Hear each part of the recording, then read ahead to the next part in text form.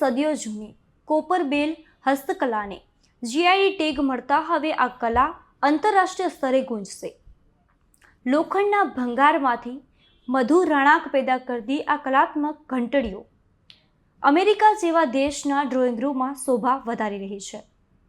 મુખ્યમંત્રી ભૂપેન્દ્ર પટેલના નેતૃત્વમાં સરકારના પ્રોત્સાહનથી સરહદી ગામડાઓની પરંપરાગત આ કલા હવે વૈશ્વિક બ્રાન્ડ બની છે. નમસ્કાર, તમે જોઈ રહ્યા છો ગુજરાત પ્લસ ન્યૂઝ અને હું છું મમલ. તો ચાલો જાણીએ આ વૈશ્વિક કલા વિશે. કચ્છનું જુરા ગામ કોપરબેલ હસ્તકલાનું મુખ્ય કેન્દ્ર છે, જ્યાં પેઢીઓથી કારીગરો લોખંડના ભંગારને ટીપીને કલાત્મક ઘંટડીઓ કંડારે છે.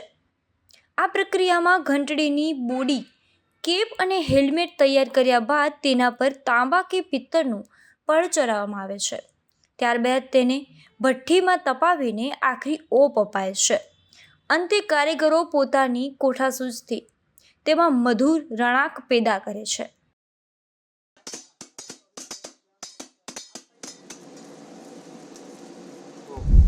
આ કળા છે જે 3 પાર્ટથી બને છે. બોડી છે, કેપ છે અને હેન્ડલ છે. પહેલાં તો એ આયરન જે શીટ હોય છે એના પરથી બનતી હોય છે અને ત્યાર પછી આયરનની બેલ જ્યારે તૈયાર થાય ત્યાર પછી એ કોટિંગ માટે જતી હોય છે, જે અમારી કામ લેડીઝ કરે છે. તો એ કામ લેડીઝ પૂરું કરી ત્યારબાદથી જાય છે ભઠ્ઠીમાં.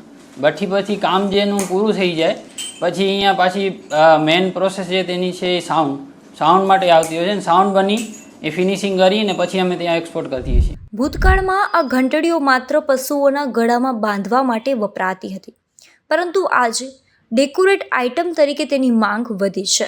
કારીગરો હવે 1 નંબરથી લઈ 14 નંબર સુધીની વિવિધ સાઇઝમાં નકશાદારી ઘંટડીઓ તૈયાર કરે છે. ખાસ કરીને હસ્તકલાના શોખીનોમાં આ બારીક નકશાકામ આકર્ષણનું કેન્દ્ર બન્યું છે. અમારે જે મોસ્ટ ઓફ આઇટમ્સ છે જે જૂના જમાનાથી અમે લઈને આવીએ છીએ, જે બેલ એ જ છે. અમે આ નાનકી 1 નંબરની બેલથી લઈને અમે આ 13 થી 14 નંબરની બેલ આવે છે એ બનાવીએ છીએ.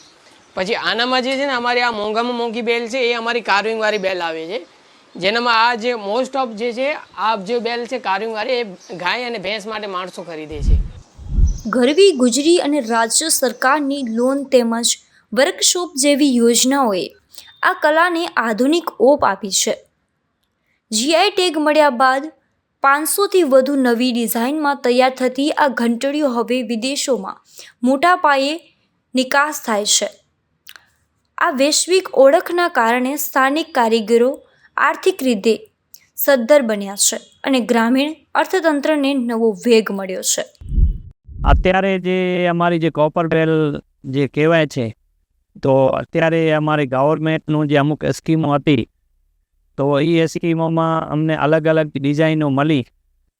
ગરવી ગુજરી છે, પછી ડીસીએચ છે, કે ઘણી બધી આપણી ગવર્મેન્ટની એનજીઓ છે.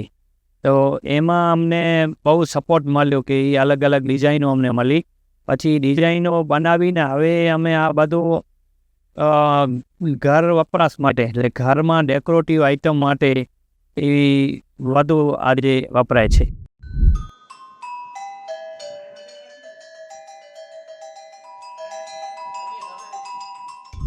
આ સમગ્ર મામલે આપ શું વિચારો છો? કોમેન્ટ કરીને અમને જરૂરથી જણાવજો. અત્યાર માટે બસ આટલું જ. ધન્યવાદ.